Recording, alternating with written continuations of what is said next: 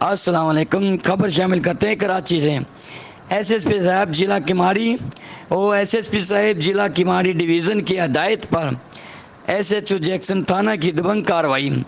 S H او تھانہ Jackson سب inspector محمد Arshad Janjua intelligence information پر police party کے ہمراہ کماری میں گٹکا بنانے کے خلاف سخت کریک ڈاؤن، گٹکا فروخت پر چھاپا۔